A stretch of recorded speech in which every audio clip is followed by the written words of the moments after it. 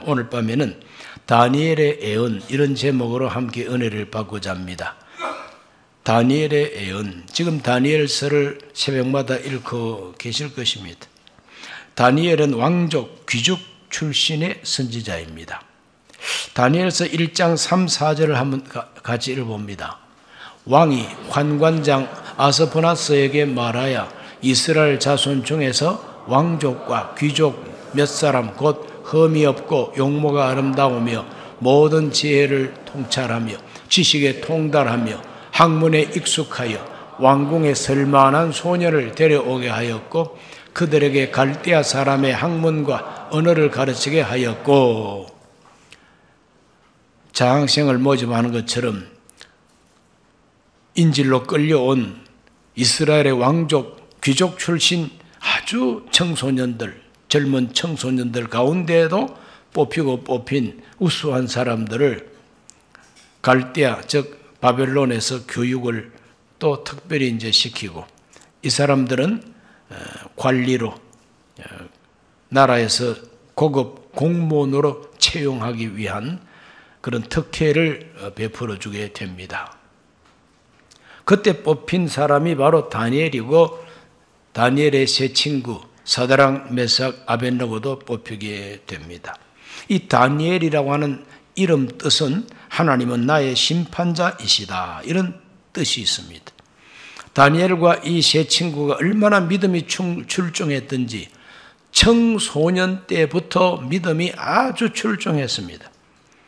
다니엘서 1장 8절 말씀을 읽어보면 다니엘은 뜻을 정하여 왕의 음식과 그가 마시는 포도주로 자기를 더럽히지 아니하리라 하고 자기를 더럽히지 아니하도록 환관장에게 구하니, 더럽게 살 수 없다는 거죠.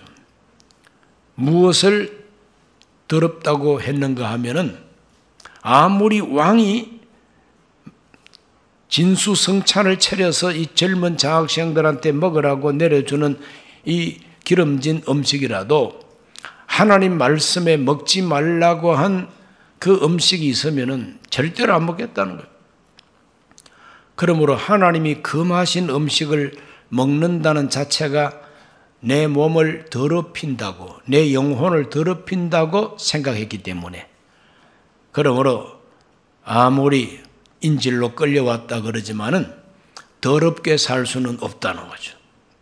더럽게 살 수 없다. 나를 더럽힐 수 없다. 그러므로 환관장에게 이야기해가지고 왕의 진미 가운데 우리가 먹지 못할 음식은 우리가 먹지 않겠습니다. 먹지 않아도 일정한 기간 동안에 건강검진해보고 우리가 건강하면은 아무 말하지 마시오, 이렇게 된 거예요. 그래서 일정한 기간 동안에 시험을 했는데 고기 안 먹고 우상 앞에 바쳤던 제물 안 먹고 주로 채식 위주로 했다 할지라도 얼굴은 빛나고 몸이 건강했어요. 그래서 끝까지 자기들의 믿음의 뜻을 지킬 수가 있었던 것이 바로 이 젊은이들이에요. 이 젊은이들은 목숨 걸고 자기들의 그 믿음을 지키려고 했습니다. 다니엘서 3장 17절과 18절 다 같이 읽어봅니다. 왕이여, 우리가 섬기는 하나님이 계시다면 우리를 맹렬히 타는 풀무불 가운데서 능히 건져내시겠고 왕의 손에서도 건져내시리이다. 그렇게 하지 아니하실지라도 왕이여, 우리가 왕의 신들을 섬기지도 아니하고 왕이 세우신 금신상에게 절하지도 아니할 줄을 아옵소서. 느부갓네살 왕이 자기 우상을 크게 세우고 그 앞에 절을 하라는 겁니다. 만약에 절하지 않는 사람이 있으면은 뜨거운 풀무불 속에다가 집어 던지라, 이렇게 된 거예요. 그런데 이 다니엘의 세 친구들은 절하지 않습니다. 그래서 그들은 풀무불 속에 던짐을 받게 됩니다. 그래서 목숨을 경각에 두고도 담대합니다. 왕이요, 하나님이 우리를 지켜주실 것입니다.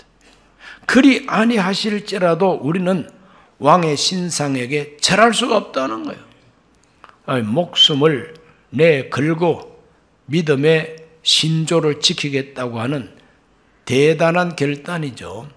오늘 우리가 사는 이 시대에는 이만한 믿음이 참 드뭅니다. 이만한 믿음이 참 드물어요.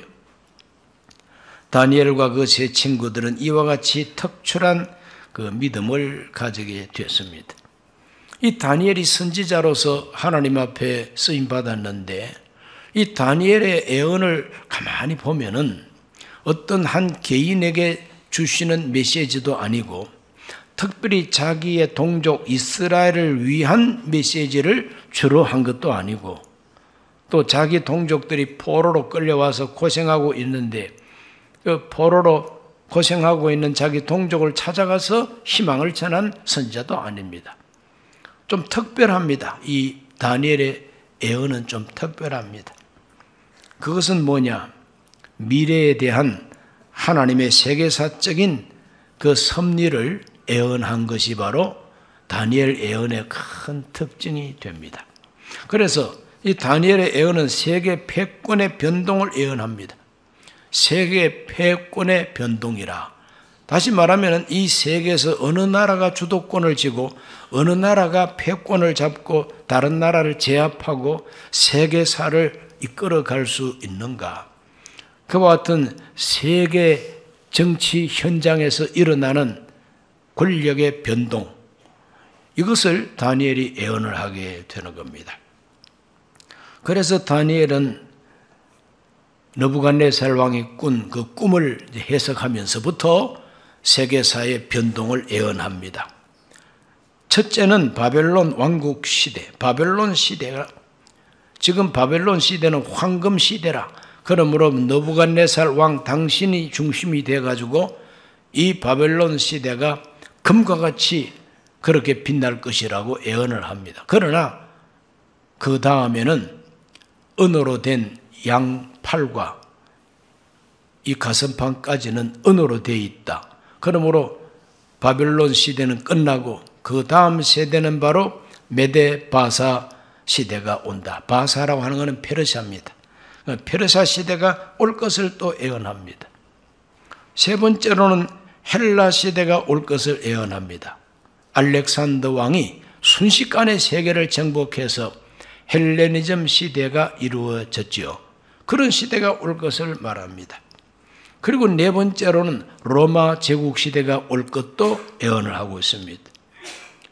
그런데 이 다니엘이 예언한 이 세상 나라들의 패권 경쟁과 패권의 변동이 다니엘이 예언한 순서대로 다 이루어졌어요. 바벨론 시대는 BC 539년에 끝납니다. 페르시아 시대는 539년에서 333년, 약 한 205년간 계속되다가 페르시아가 알렉산더 왕에 의해서 제압당합니다. 헬라 제국은 BC 333년에서 63년, BC 63년까지 약 한 270년간 유지가 됩니다. BC 63년에는 로마 제국이 일어나가지고 융성하고 지중해 연안을 이 로마가 지배를 하면서 동쪽으로 이렇게 와가지고 유대 나라를 정복하게 되는 것이죠. 그러므로 이 로마 시대는 BC 63년에서 길게 보면은 AD 1453년 이스탄불, 그게 옛날에 콘스탄티노플이라고 했습니다. 동로마 제국의 수도 서울이죠. 철저하게 캐톨릭, 서방 천주교가 아니라 동방 캐톨릭, 정교회라 그러죠. 이와 같이 기독교 세력이 왕성했지만은 AD 1453년에 터키 제국에 의해서 멸망을 당합니다. 로마가. 그때까지 바로 철의 시대, 철 종아리 시대. 그 다음 그 철 종아리에서 내려와 가지고 발가락 10개가 있는 이 발 시대도 철과 함께 내려오니까 오늘 이 현대 서구 세력을 로마 시대의 연장으로 성경학자들은 해석하고 있는 겁니다. 그러므로 이 서구 세력은 로마 제국의 연장선으로 보게 됩니다. 이와 같이 세계 패권이 변동될 것을 다니엘이 예언을 하고 있는 겁니다. 그 예언 그대로 됐어요. 이것은 오늘 우리에게 뭘 가르쳐 주느냐 하면은 이 세상 역사라도 제멋대로 아무렇게나 굴러가는 세상이 아니라는 거예요. 이 세상 나라 역사도 하나님이 주권을 가지고 섭리하고 계시다는 것이 다니엘서 예언의 핵심인 것입니다.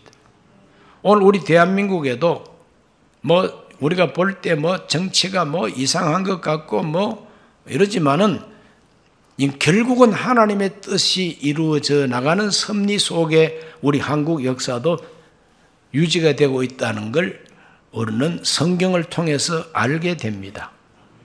그러므로 하나님께서는 하늘에만 계시고 택한 백성, 즉 교회만 들여다보시고 교회만 관장하시는 하나님이 아닙니다.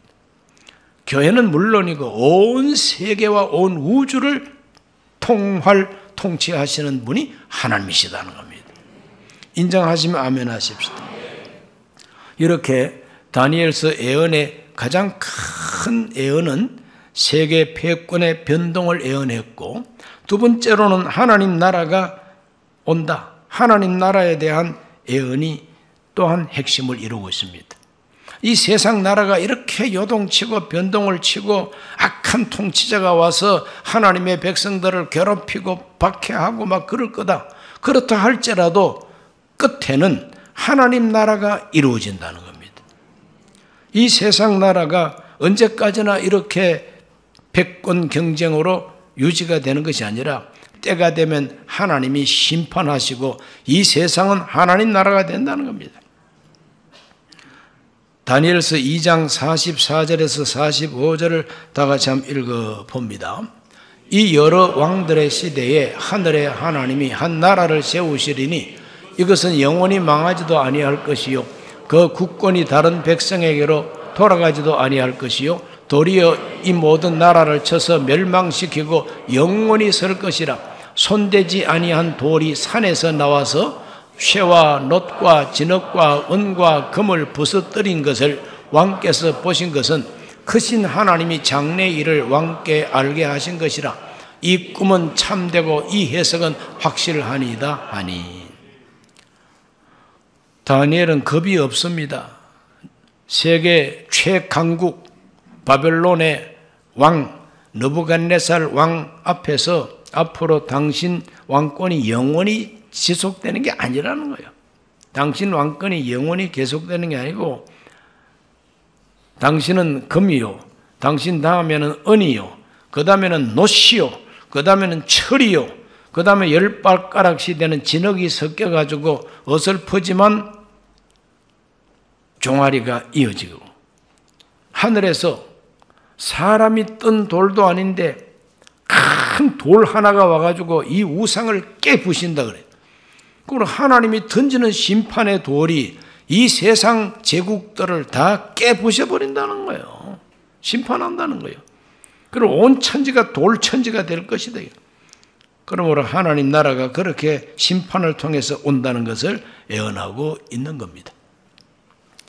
이렇게 심판이 내려올 때에 어떤 일이 있느냐? 다니엘서 12장 1절 말씀 다 같이 읽어보겠습니다. 그때에 내 민족을 호위하는 큰 군주 미가엘이 일어날 것이요 또 환란이 있으리니 이는 개국 이래로 그때까지 없던 환란일 것이며 그때 네 백성 중 책에 기록된 모든 자가 구원을 받을 것이다. 큰 환란이 온다는 거예요. 하나님께서 큰 돌로서 우상을 때려 부시는 것처럼 큰 환란이 온다. 하나님이 온 세계를 깨부시는 그 대환란 속에서 구원받을 사람이 있는데 누가 구원을 받느냐? 책에 이름이 기록된 사람이 구원받는다는 거예요. 그 책이 무슨 책이냐? 요한계시록에 보면 생명책이라. 어린 양의 생명책. 어린 양은 예수님을 의미합니다. 그러므로 예수 그리스도를 구주로 영접하고 예수 그리스도 안에 있는 사람은 다 생명책에 이름이 기록이 되고 책에 기록된 사람들은 하나님이 최후의 심판을 하더라도 다 구원받는다는 거예요. 인정하십니까? 두 번째로 또 어떤 일이 있느냐? 다니엘서 12장 2절을 다 같이 봅니다. 땅의 티끌 가운데에서 자는 자 중에서 많은 사람이 깨어나 영생을 받는 자도 있겠고 수치를 당하여서 영원히 부끄러움을 당할 자도 있을 것이며, 땅의 티끌 가운데서 자는 자 중에서, 자는 자라고 하는 것은 죽은 자입니다. 인류 역사 속에 한번 살았다가 죽은 모든 사람을 두고 하는 말입니다. 땅의 티끌 가운데서 자는 자들 중에 많은 사람이 깨어나 영생 받는 자도 있다. 그 바로 뭡니까? 믿음 안에서 죽은 자들은 다 부활해가지고 영생 얻는다는 거예요. 그 신약 성경도 그걸 말하고 있지 않습니까? 자는 자들에 관하여 모르기를 원치 않는다. 주께서 호령과 천사장의 나팔로 하늘로부터 강림하실 때에 그리스도 안에서 죽은 자들을 주께서 다 데려오신다 그랬어요. 살아남은 우리들도 호련히 변화되어 구름 위로 끌어올려 공중에서 주를 영접하게 하신다 그랬지 않습니까? 이걸 가리켜서 영광스러운 부활, 생명의 부활이라고 그러죠. 그 생명의 부활에 참여할 사람도 있지만은, 그러나 어떤 사람은 수치를 당하여서 영원히 부끄러움을 당할 자도 있다 그랬어요. 다시 살아나기는 다시 살아나는데 심판을 받고 영원히 부끄러움을 당할 그런 심판의 부활에 참여할 자도 있다는 거죠. 예수님께서 직접 말씀했죠. 무덤 속에 있는 자가 그 아들의 음성을 들을 때가 오나니 곧 이때라. 듣는 자는 살아날 것이고 선한 일을 행한 자는 생명의 부활로, 악한 일을 행한 자는 심판의 부활로 나오리라. 오늘 이 시간에 모여서 예배하고 기도하는 우리들은 모두가 다 생명의 부활에 참여할 자들인 줄로 믿습니다. 부활의 날이 온다는 겁니다. 세 번째로는 다니엘서 12장 3절을 다 같이 봅니다. 지혜 있는 자는 궁창의 빛과 같이 빛날 것이요 많은 사람을 옳은 대로 돌아오게 한 자는 별과 같이 영원토록 빛나리라. 이건 하나님 앞에서 상을 받고 칭찬받는 모습입니다. 많은 사람을 옳은 대로 인도한 사람들, 많은 사람을 옳은 대로 돌아오게 한 사람들은 하늘의 별과 같이 영원토록 빛나리라 그랬어요. 오늘 저와 여러분은 많은 사람을 옳은 대로 이끌고 인도하는 분들이 되기를 주 이름으로 축원합니다. 옳은 대로 돌아오게 하는 사람, 전도한 사람, 영혼을 구원하는 사람, 많은 사람을 그리스도에게로 인도하는 사람, 이런 사람들은 하늘의 별과 같이 영원히 빛난다 그랬어요. 하나님이 주시는 상입니다. 그러므로 다니엘 선지자는 온 세계 나라의 역사의 변동, 패권의 변동, 그것을 예언하면서 모든 나라가 하나님의 섭리의 손 안에서 움직이고 있다.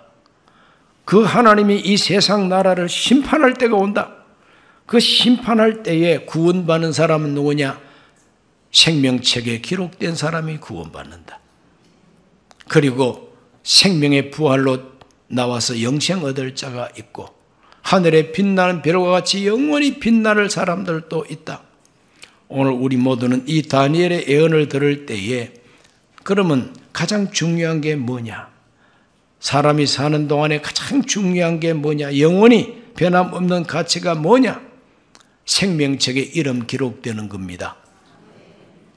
어린 양의 생명책에 내 이름 기록되어서 구원받는 게 이게 가장 소중한 거 아니겠습니까? 하나님이 장차 모든 죽은 자들을 다 살려낼 때, 다시 살아나는 부활에 참여할 때 생명의 부활에 참여해야 되는 것이죠. 그리고 하나님이 상 주실 때 별처럼 빛나는 사람으로 인정받는 것이 가장 소중한 거 아니겠습니까? 오늘 이 밤에 다니엘의 예언을 이와 같이 우리가 들으면서 어떤 사람이 되어야 마땅하고 어떻게 사는 것이 가장 가치 있게 사는 것인가? 다니엘의 예언을 통해서 마음에 자기가 갈 길을 확 붙들기를 예수 이름으로 축복합니다. 기도합니다. 하나님 아버지, 오늘 이 시간에 다니엘의 예언을 통하여 세상 나라 역사도 하나님이 주관하심을 알게 되었습니다.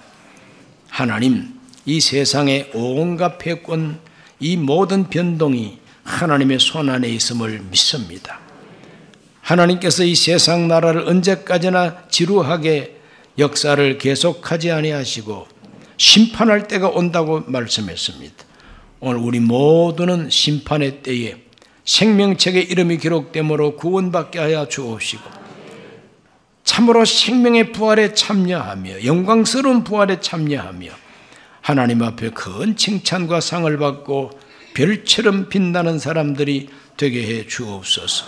예수님 이름으로 기도하옵나이다. 아멘.